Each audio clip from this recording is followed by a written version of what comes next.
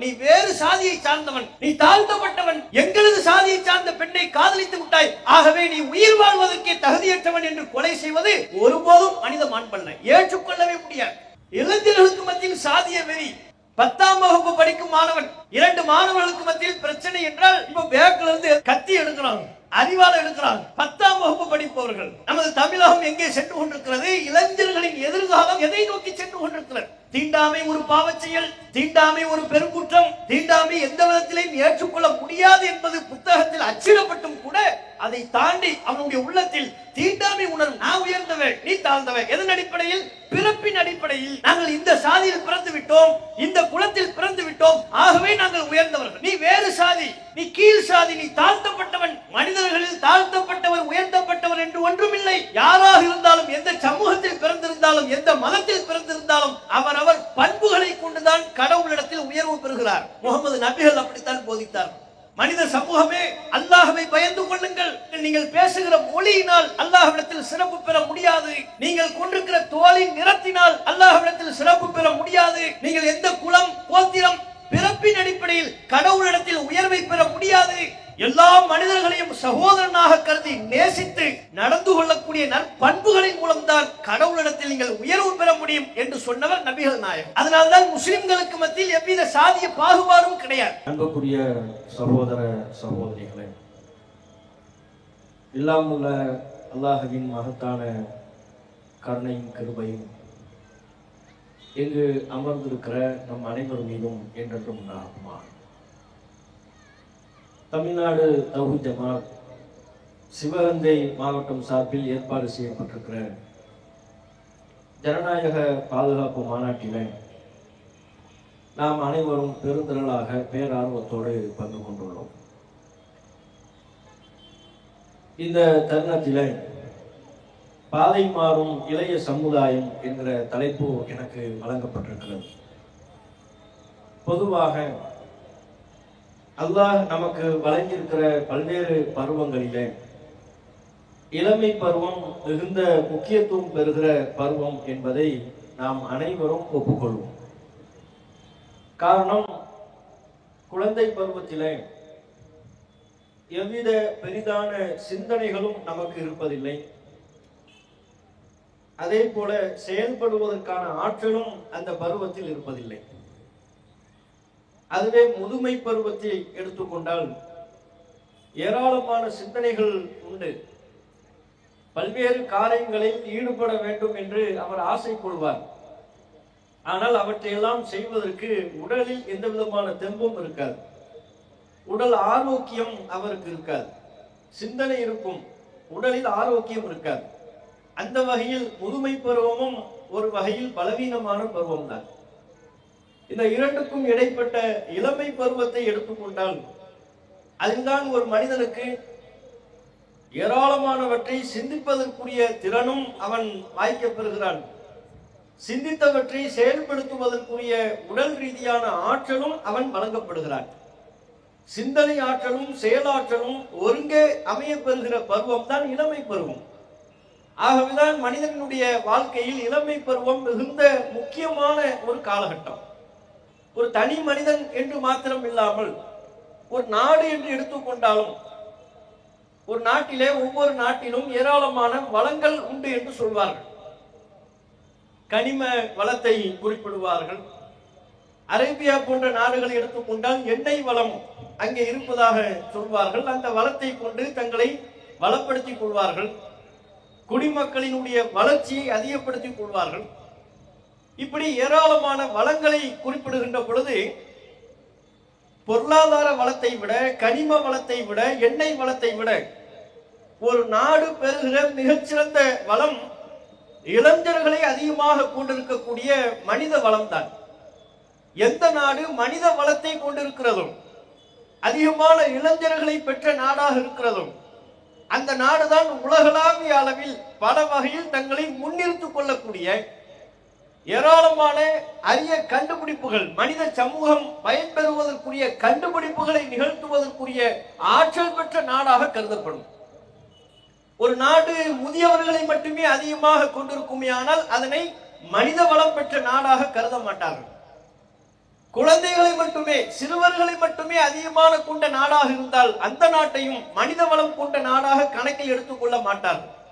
இளைஞர்களை ஒரு நாடு எந்த அளவிற்கு அதிகமாக கொண்டிருக்கிறது, ஆற்றல் பெற்ற இளைஞர்கள், அந்த இளைஞர்கள் எந்த பாதையை நோக்கி செல்கிறார்கள், மனித சமூகம் பயன்பெறக்கூடிய வகையில் எத்தகைய கண்டுபிடிப்புகளை நிகழ்த்துகிறார்கள், இதை வைத்துதான் ஒரு நாட்டின் வளர்ச்சி கூட மதிப்பிடப்படும். அப்படியான மனித வாழ்வில் நாட்டின் வளத்தில் மிகுந்த கவனத்திற்குரிய ஒரு காலகட்டம் இளைஞர்கள், அவர்களின் இளமை பருவம்.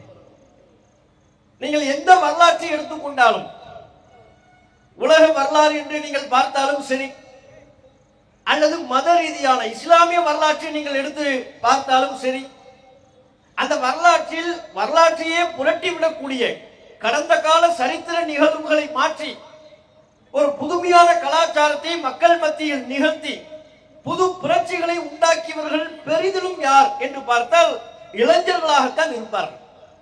அரிதாக சில முதியவர்கள் தலைமையேற்றிருக்கலாம்.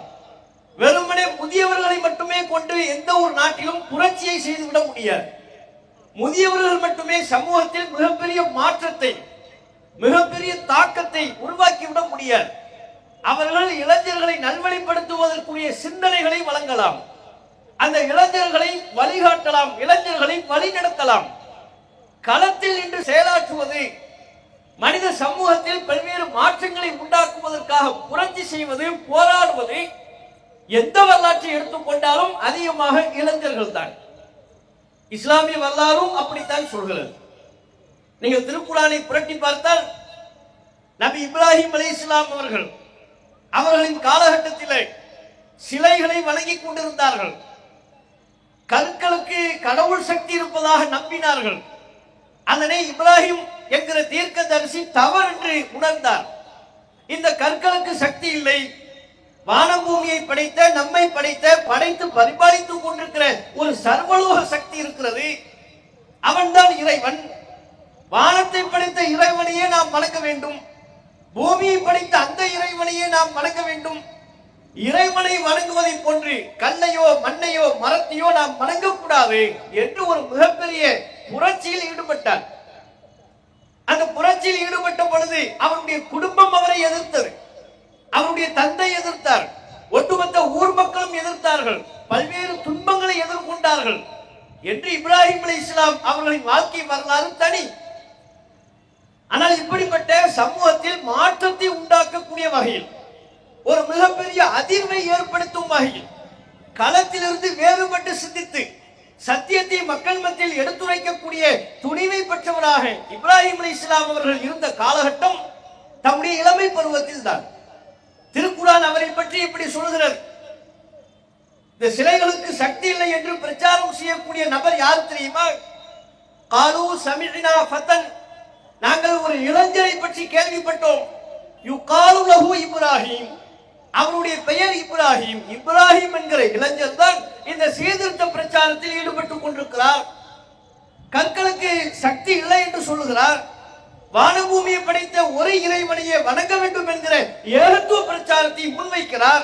இப்ராஹிம் என்கிற இளைஞர் என்று அந்த மக்கள் சொன்னதாக திருக்குர்ஆன் குறிப்பிடுகிறது. இப்ராஹிம் அலைஹிஸ்ஸலாம் அவர்கள் மாத்திரமல்ல, எத்தனையோ பல இறை தூதர்கள் ஒட்டுமொத்த முஸ்லிம்களுக்கும் ஏனைய மக்களுக்கும் ஒரு மிகப்பெரிய உத்வேகத்தை ஏற்படுத்தக்கூடிய அவருடைய வாழ்க்கையில் நடைபெற்ற நிகழ்வுகள் அவருடைய இளமை பருவத்தில் தான். நபி யூசுப் அலைஹிஸ்ஸலாம் அவர்களை திருக்குர்ஆன் எல்லா மக்களுக்குமான மிகச்சிறந்த முன்மாதிரி என்று சொல்கிறது. அவர் தம்முடைய இளமை பருவத்தில் ஒரு இளைஞராக இருந்த பொழுது அவருடைய அழகினால் கவரப்பட்டு ஆட்சியும் அதிகாரத்தையும் கொண்டிருக்கக்கூடிய ஒரு பெண் யூசுப் என்கிற இளைஞரிடத்தில் தவறாக நடந்து கொள்ள முயற்சித்தாள். அவருடைய அழகுக்கு யூசுப் என்கிற இளைஞர் அடிபணியவில்லை, அவருடைய ஆட்சி அதிகாரத்திற்கு அடிபணியவில்லை. பல வகையிலும் மிரட்டி பார்த்தார்கள். எங்கள் ஆசைக்கு நீங்கள் இணங்காவிட்டால் சிறைச்சாலைக்கு செல்ல நேரிடும், தங்களுக்கு வழங்கப்பட்டிருக்கிற அதிகாரத்தை கொண்டு மிரட்டி பார்த்தார்கள். மிரட்டிய பொழுதும் நபி யூசுப் அலைஹிஸ்ஸலாம் அவர்கள் அந்த பெண்களின் தவறான இச்சைக்கு அடிபணியாமல் தம்முடைய சுய ஒழுக்கத்தை வெளிப்படுத்தினார்கள்.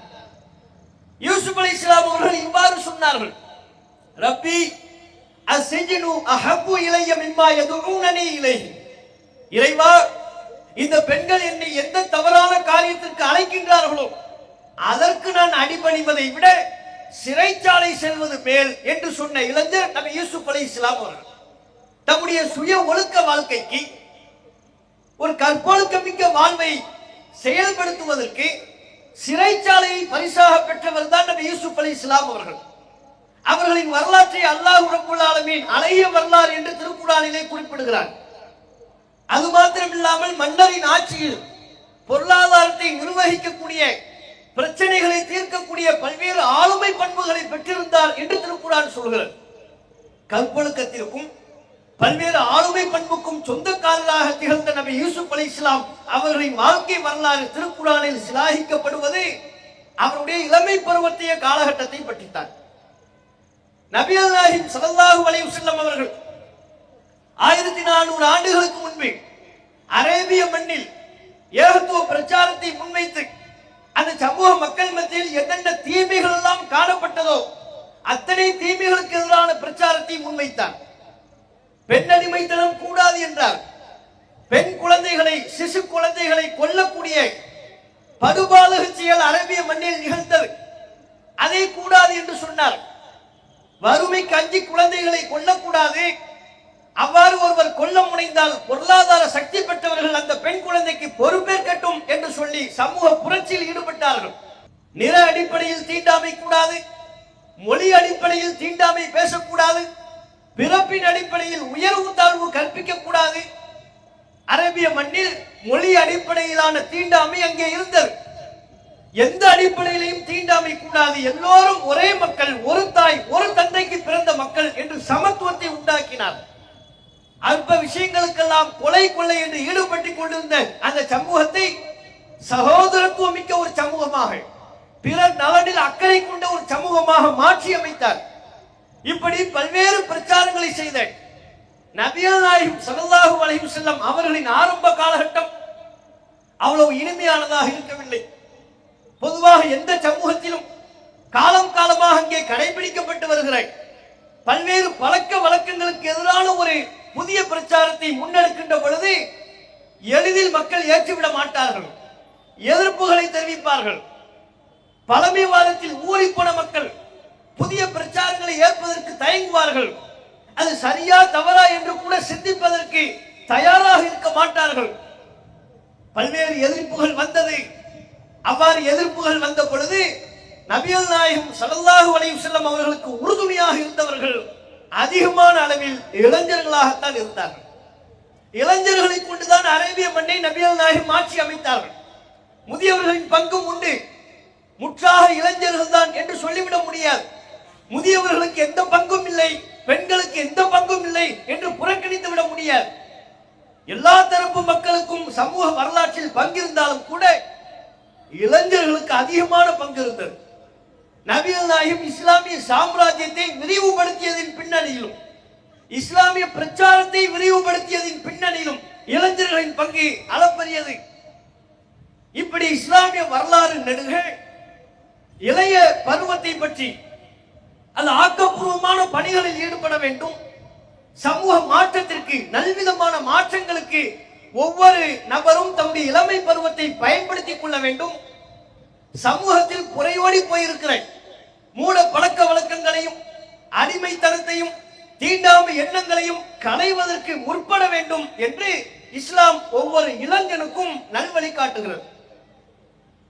ஆனால் இன்றைக்குள்ள சமூக போக்கிலே இளைஞர்கள் இத்தகைய சரியான பாதையை நோக்கி சென்று கொண்டிருக்கிறார்களா, திசை மாறி செல்கிறார்கள், பல்வேறு கவன சிதறல்களுக்கு இடமளிக்கிறார்கள்.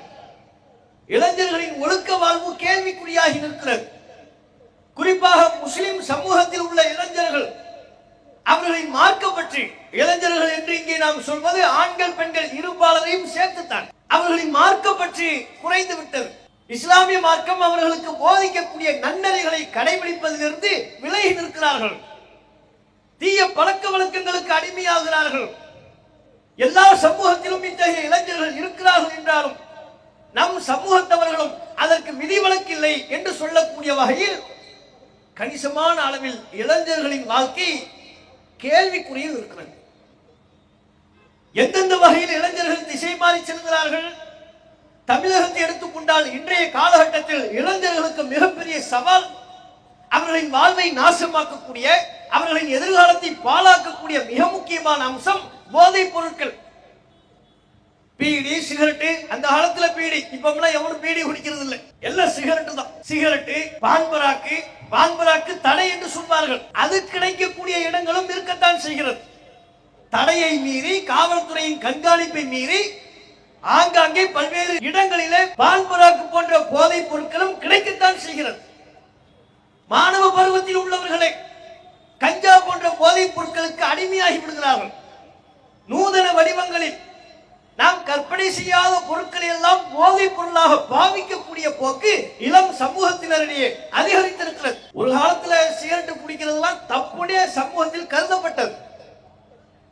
ஒளிந்து மறைந்து செய்வார்கள், யாருக்கும் தெரியாமல் செய்வார்கள், சொந்த பந்தங்களுக்கு தெரியாமல். ஏதோ தூரத்து சொந்தம் ஒருத்தர் வருவார், நேரடியாக அவருக்கு என்ன சொந்தம்னு கேட்டா சொல்ல தெரியாது. தூரத்து சொந்தங்க, தூரத்து சொந்தம் ஒருத்தர் வந்தால் கூட தான் பிடித்துக் கொண்டிருக்கக்கூடிய பீடியை அல்லது சிகரெட்டை தூக்கி வீசிடுவார். இப்படி ஒரு காலம் இருந்துச்சு. ஆனா இன்றைக்குள்ள காலகட்டம் எங்கு பார்த்தாலும் சிகரெட் வியாபித்திருக்கிறது. அது ஒரு தவறான பொருள் என்றே புகைப்பிடிப்பவர்கள் உணர்வதில்லை. இளைஞர்கள் முதல் கொண்டு எல்லா கடைகளிலும் சிகரெட் இருக்குது. டீ குடிக்கிறதுக்கு முன்னால 2 இழு இழுத்தா தான் இவருக்கு நிம்மதி. அதுவும் அந்த புகையை தான் இழுக்கிறது இல்லை. சுத்தி நிறைய பேர் இருப்பாங்க, பெண்கள் இருப்பாங்க, குழந்தைங்க இருப்பாங்க, எல்லாம் அவங்க முகத்துல தான் வரும். சமூகத்தை பற்றி மக்கள் இல்லை, தன்னுடைய உடலை பற்றி ஆரோக்கியத்தை பற்றியும் கவலை இல்லை. சிகரெட் பிடிப்பதால் தன்னுடைய உடலுக்கு எவ்வளவு பெரிய கேடு ஏற்படுகிறது என்பதை எத்தனை முறை விளக்கி சொன்னாலும் அதை ஒரு பொருட்டாகவே, பிரச்சனை என்று ஒன்று வராதவரை அதை ஒரு பொருட்டாகவே கருதுவதில்லை. அவெல்லாம் குடிக்கிறான், வருஷ கணக்கா குடிச்சுக்கிறான், நல்லா தானே இருக்கிறாள், இவன் நல்லா தானே இருக்கிறாள், எனக்கு என்ன பிரச்சனை என்று பிரச்சனை என்று வராத வரையிலையும் அதை ஒரு பொருட்டாகவே கருதுவதில்லை.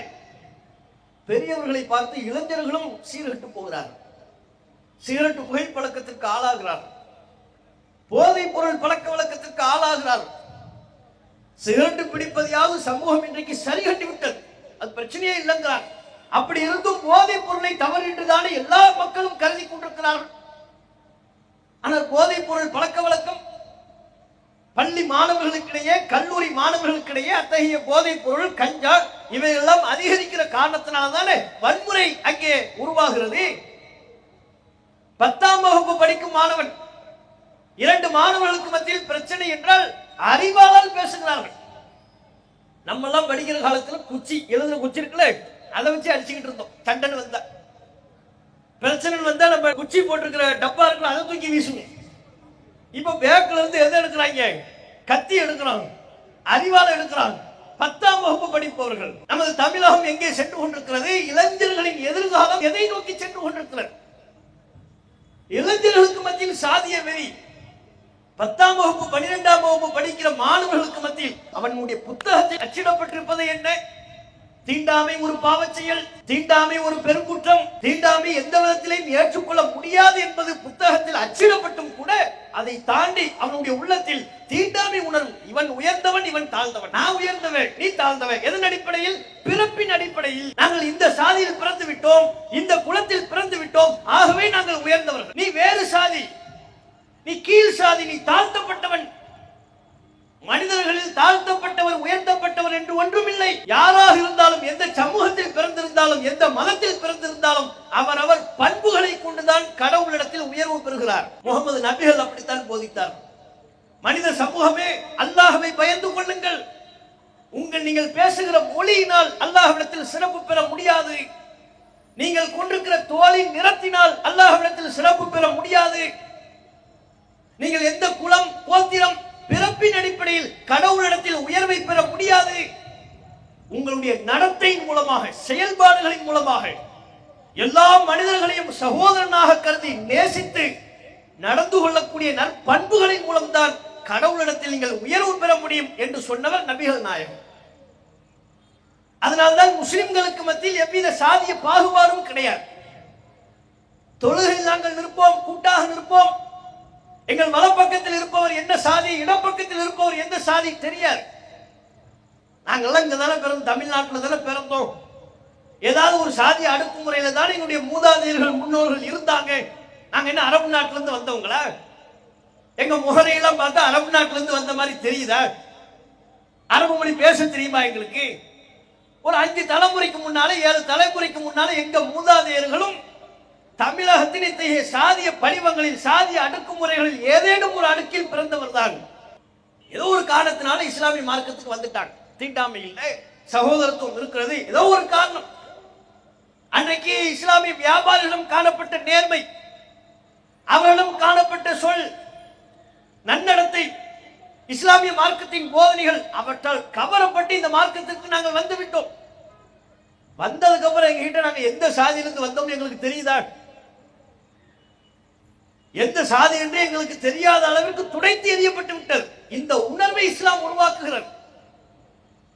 ஆனால் பாருங்கள், இன்றைக்கு இளைய சமூக மக்கள் மத்தியில், மாணவர்களுக்கு மத்தியில் இப்படிப்பட்ட சாதிய எண்ணங்கள் ஏற்படுகிறது. நெல்லையில கவின் என்கிற ஒரு இளைஞர் சென்னையில ஐடி கம்பெனியில பணிபுரிகிறார். அவர் கொல்லப்படுகிறார்.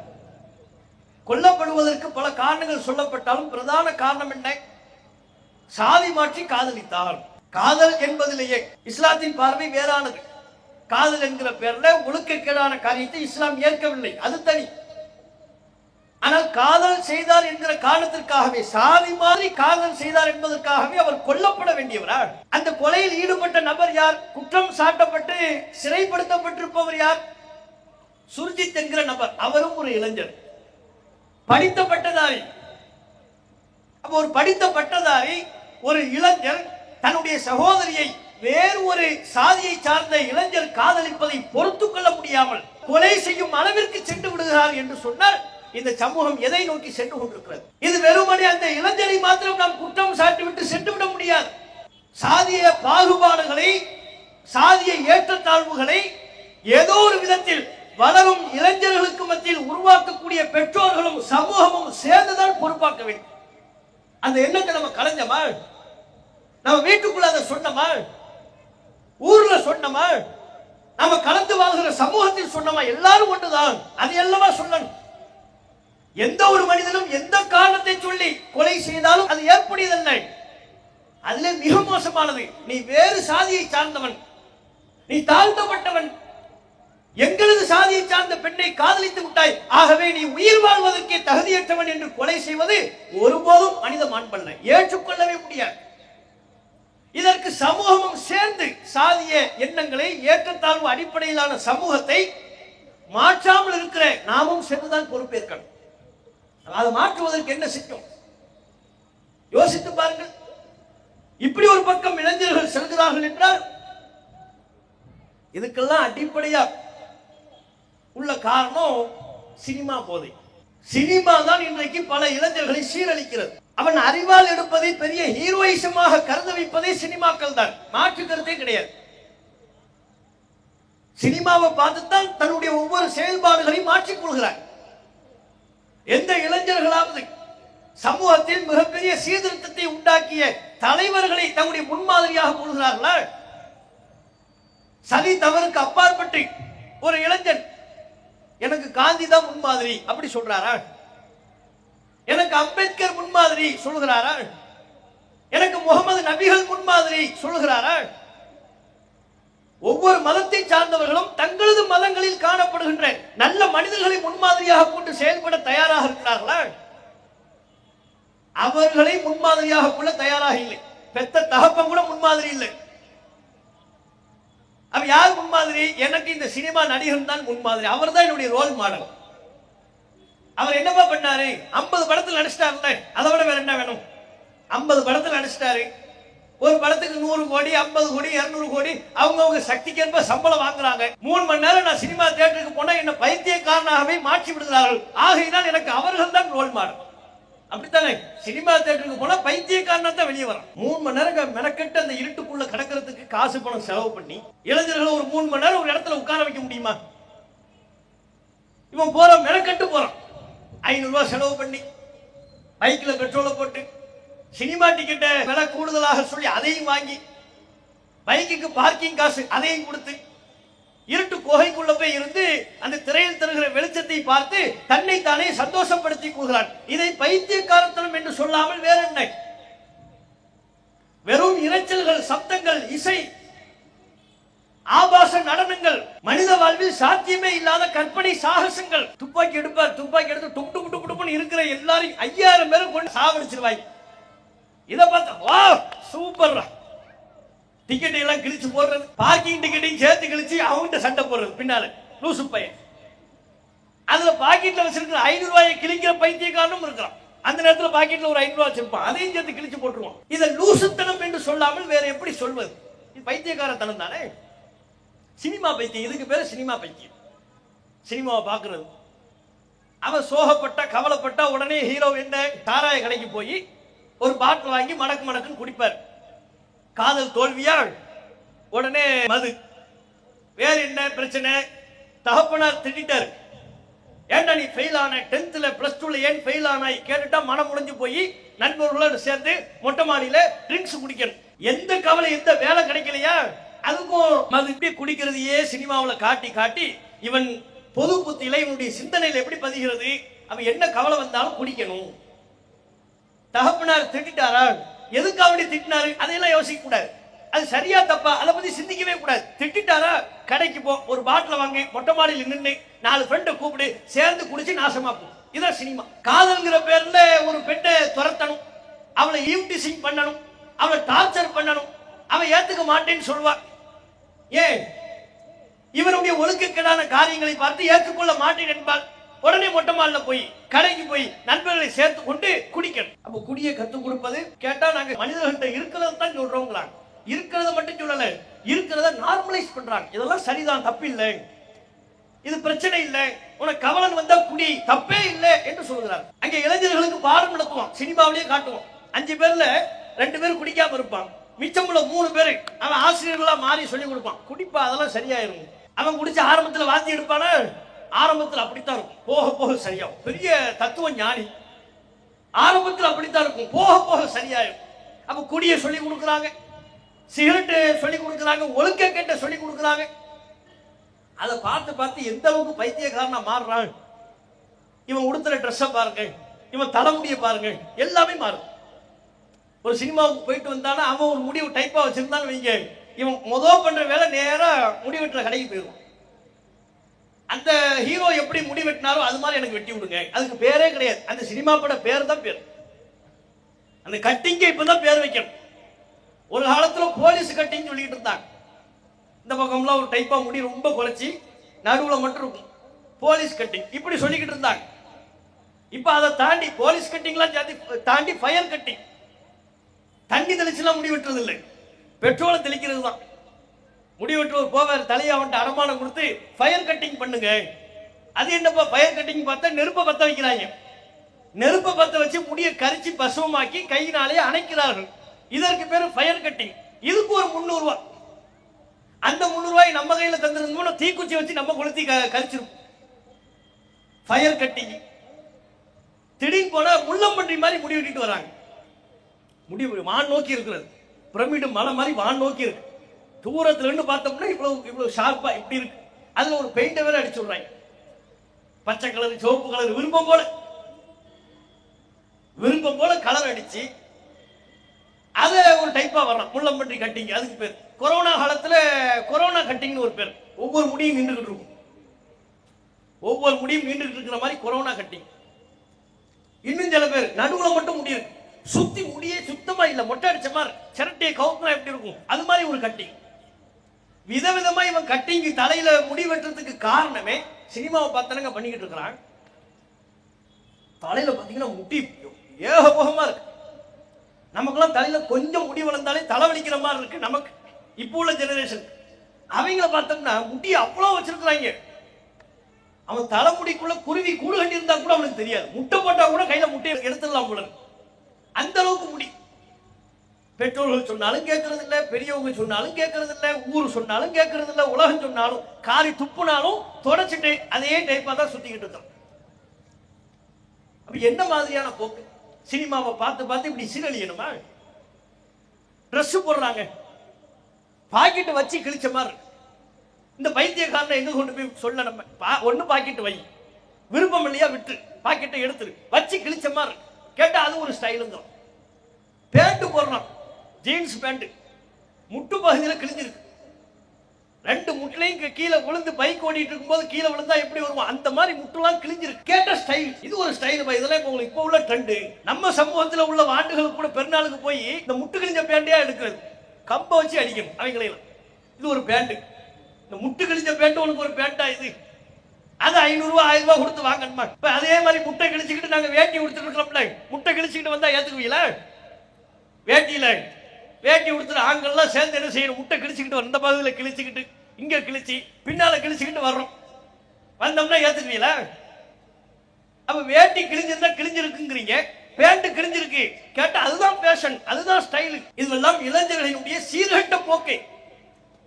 இது போன்ற ஒழுக்கக்கேடான காரியங்களை சரி காணக்கூடிய கேட்டா இந்த காலத்து பசங்க அப்படித்தாங்க இருப்பாங்க. அதையெல்லாம் நம்ம கண்டுகொள்ள கூடாது. எப்படி கண்டுகொள்ளாமல் இருப்பது? சின்னஞ்சிறிய செயல்கள் இது போன்ற காரியங்களை நாம் கண்டுகொள்ளாமல் கடந்து செல்லும் பொழுது அவன் ஒழுக்கக்கேடான காரியத்தில் மிகைத்து நிற்கிறான். இன்றைக்குள்ள இளைஞர்கள் தான் நாளைக்கு பெரியவர்களாக மாறுகிறார்கள். இன்றைக்குள்ள சிறுவர்கள் தான் அடுத்து இளைஞர்களாக மாறுகிறார்கள். அவர்களின் இத்தகைய பைத்தியக்காரத்தனங்களை நாம் சகித்துக் கொள்வோமே, ஆனால் இதைவிட பெரும் பைத்தியக்காரத்தனங்களை, சமூகத்தையே பாதிக்கக்கூடிய காரியங்களில் அவர்கள் ஈடுபடுவார்கள். இது சினிமா பைத்தியமா? செல்போன் பைத்தியம்னு ஒரு பைத்தியம் இருக்கு. எந்நேரமும் செல்போன் தான் பார்த்துக்கிட்டே இருப்பார். தெருவுல போகும்போது இப்படியே போவார், டீ குடிக்கும் போது இப்படியே பார்ப்பாரு. எந்நேரம் 24 மணி நேரம் 24x7 செய்தி சேனல் நடத்துறாங்கல்ல, அவங்க எல்லாம் தோத்து போற அளவுக்கு. அவங்க கூட பழைய செய்தி எடுத்து போட்டு விட்டுருவாங்க. 24 மணி நேரமும் ஆன்லைன்ல இருக்க முடியாது. இவன் இருப்பான் 24 மணி நேரமும் ஆன்லைன்ல இருப்பான். எந்நேரமும் Facebook, வாட்ஸ்அப், இன்ஸ்டாகிராம், யூடியூப். ஒரு புள்ளி விவரம் சொல்கிறது, திங்கள் முதல் வெள்ளி வரை 5 நாட்களில் சராசரியாக ஒரு இளைஞன் 36 மணி நேரத்தை செல்போனில் துளைக்கிறான். 36 மணி நேரம் 5 நாள்ல, திங்கள் இருந்து வெள்ளி. அப்படின்னா ஒரு நாளைக்கு சராசரியாக 7 மணி நேரம். ஒரு நாளைக்கு 7 மணி நேரம்னா என்ன ஆகுது? உண்மையான புள்ளி விவரம். சனி ஞாயிறு ஏன் அவங்க சொல்லல? சனி ஞாயிறுல கணக்கே இல்லை. இந்த 7 மணி நேரம்ங்கிற வரையறையிலேயே வரல. தூக்கி சாப்பிடுற அளவுக்கு சனிக்கிழமை ஞாயிற்றுக்கிழமை வந்துச்சுன்னு வைங்க, முழு பைத்தியக்காரனவே மாறிடுவான். டிவிக்கு முன்னால உட்கார்ந்து இந்த கேம் விளையாடுற கிறுக்குகள் சில பேர் இருக்கிறாங்க, ஏன் விளையாண்டுக்கிட்டு இருப்பாங்க. தெருவில் போறோம், திடீர்னு பசங்களாம் சேர்ந்து அவனை வெட்டு, அவனை குத்து, எவன்டா இது இருக்கிற பிரச்சனை பத்தாதுன்னு இது வேற யாருப்பா? அது ஃப்ரீ ஃபயர்ல சொன்னங்க. ஃப்ரீ ஃபயர்ல எவனையோ வெட்டான், எவனையோ சுடுறான். மற்ற சமூகத்தை சார்ந்தவர்கள் எதை செய்தாலும் கண்டுகொள்ள மாட்டார்கள். நீ முஸ்லிம் கேம்ல சுடுறேன்னு சொன்னா கூட இவனை தூக்கி போட்டு. அதுக்கப்புறம் 30 வருஷம் கழிச்சு விசாரணை முடிவில் இவர் குற்றமற்றவர் அப்படின்னு உன்னை விடுதலை பண்ணுவாங்க. விடுதலை பண்ணும்போது உங்களுடைய இளமை பருவம்லாம் முடிஞ்சு போயிருக்கும், நாசமாக்கிறாரு. கேம் விளையாடுறவனுக்கும் சேர்த்து நம்ம சொல்ல வேண்டியதா. என்ன எப்ப பாரு செல்போன், எப்ப பாரு ஆன்லைன்ல இருக்கிறது, எப்ப பாரு Facebook, வாட்ஸ்அப், யூடியூப். இந்த Facebookல சில பைத்தியங்கள்லாம் இருக்கு. எதையாவது தின்னுக்கிட்டு வீடியோ போடுறது, கிடைக்கிறத சாப்பிட வேண்டியதுதான். அதுக்கு ஒரு வீடியோவா மக்களை இது சூப்பராக இருக்கிறது, இது அருமையாக இருக்கிறது, அவனே சாப்பிட்டு அவனே சரி சூப்பரா இருக்குன்றான். இதையெல்லாம் பார்த்து பார்த்து நேரத்தை பாழாக்கி கொண்டிருக்கிறார்கள். சராசரியா ஒரு நாளைக்கு 7 மணி நேரத்தை பாழாக்குனா அவன் எப்படி படிப்பான்? அவன் எப்படி வாழ்க்கையில முன்னேறுவான்? அவன் எப்படி தன்னுடைய எதிர்காலத்தை பற்றி சிந்திப்பான்? எல்லாவற்றையும் நாசமாக்கக்கூடிய போதையாக இந்த செல்போன் பயன்பாடு பெரியவர்கள் முதல் கொண்டு ஆட்டுவித்துக் கொண்டிருக்கிறது. அதுலயே செல்ஃபி பைத்தியங்கள் சிலர் இருக்கு. எங்க போனாலும் செல்ஃபி. டீ கடைக்கு போனாலும் விடுறதில்லை. காலையில டீ குடிக்கிறார் வைங்க, இதோ நான் டீ குடிக்கும் காட்சி, அதிக காட்சியில இது டீ குடிக்க யாருமே குடிக்கிறது இல்லை. இவர் குடிக்கிறது உலகத்துல பார்க்கறது பெரிய அபூர்வம், அது ஒரு பெரிய பாக்கியம். நான் டீ குடித்து விட்டேன், அது ஒரு Facebookல. அடுத்து நான் இதோ கல்லூரிக்கு சென்று விட்டேன், அது அடுத்து கல்லூரியில் இந்த பாடம் முடிந்து விட்டது, நம்ம பாடத்தை கவனிச்ச மாதிரி அவனுடைய 24 மணி நேர செயல்பாட்டையும் Facebookல போட்டுக்கிட்டு இருக்கான். அவன் ஒட்டுமொத்த அவனுடைய வாழ்க்கை என்னங்கிறத அவன் Facebook போட்டோ எடுத்தால் நாமளே சொல்லிடுவான், இதான்டா உன் வாழ்க்கை. எப்படி போய் தெரிஞ்சுக்கிட்டீங்க? நான் எங்க தெரிஞ்சுக்கிட்டாதான் உங்க Facebookல இருக்கேன், இன்ஸ்டாகிராம்ல இருக்கேன். அதுலயும் பெண்களும் விதிவிலக்கு கிடையாது. புர்காவை போட்டுக்கிட்டு முஸ்லீம் பெண்களும் சேர்ந்து சினிமா பாட்டுக்கு ஆடுறது, பாட்டு பிடிக்கிறது, வாயசைக்கிறது, இதையெல்லாம் நம்ம சொன்னோம்னா மற்றவங்க எல்லாம் இதெல்லாம் பிற்போக்குத்தனம், பெண்களுக்கு சினிமா பார்க்கிற சுதந்திரம் இல்லையா என்று கேட்பார்கள். அவங்க வீட்டு பெண்கள் சினிமா பார்த்து சீர்கட்டு போனா தான் அதனுடைய பாதிப்பு தெரியும். அவங்க வீட்டு பெண்கள் சினிமாவை பார்த்து ஊர் பேர் தெரியாத ஒருவனோடு பெற்றோர்களை விட்டுவிட்டு யாரோ ஒருவனோடு ஓடி விடுகின்ற பொழுதுதான் அதனுடைய பரிதவிப்பு உங்களுக்கு தெரியும். அந்த நிலை ஏற்படக்கூடாதுன்னு நாங்க சொல்றோம். இவங்கெல்லாம் சேர்ந்து செல்ஃபி விட்டாங்கன்னு வைங்களேன், எல்லாம் வாய் இப்படி கோணியும். பெண்கள்லாம் சேர்ந்து செல்ஃபி இப்படி போயிருது, வாய் லெப்ட் பக்கமா ஒதுங்குது. ஏன் ஒதுங்குது? எதுக்கு இந்த செல்ஃபி? பெண்கள், நீங்க இளம் பெண்கள் செல்ஃபி எடுத்து போறீங்க, கீழே வருவான்ல கமெண்ட்ல வருவான், வாவ் சூப்பர். உடனே அந்த அம்மா, அந்த தீங்குல பெண்மணி இவங்களுக்கு சாட் பண்ணுவாங்க, நீங்கள் எங்கே இருக்கிறீர்கள், இவர் அழகா இருக்கிறாங்கன்னு புகழ்ந்துட்டார்ல, அவருக்கு ஒரு மெசேஜ், அவர் திரும்பி ஒரு மெசேஜ். இப்படியே அந்த மெசேஜ் நட்பா மாறி, நட்பு காதலா மாறி, காதல் அவங்களுடைய வாழ்க்கையை நாசமாக்கி, தேவையா இது? நம்ம எதிர்காலத்தை பாழாக்கணுமா? இது போன்ற சிற்றின்பங்களில் இளைஞர்கள் மூழ்கிவிடக்கூடாது. போதை பொருளா இருக்கலாம், புகைப்பழக்கமாக இருக்கலாம், சினிமா அனுபவமா இருக்கலாம், அந்நிய பெண்களுடனான எதிர்பாலினம் என்கிற ஈர்ப்பின் அடிப்படையில் நமக்கு ஏற்படக்கூடிய சின்ன சின்ன விஷயங்கள், இவற்றையெல்லாம் தவிர்த்து நாம் படிப்பில் கவனம் செலுத்துகின்ற பொழுது இளைஞர்கள் தம்முடைய வளமான எதிர்காலத்தை கட்டமைக்க முடியும். அதற்கு சமூகம் ஒத்துழைப்பு வழங்கணும். நம்முடைய வீட்டில் அத்தகைய சூழ்நிலையை நாம் உருவாக்கணும். வளரும் தலைமுறையினருக்கு நாம் என்ன அறிவுரைகளை முன்வைக்கிறோமோ அந்த அறிவுரையின்படி செயல்படுவதற்கு நாம் முன்வரணும்.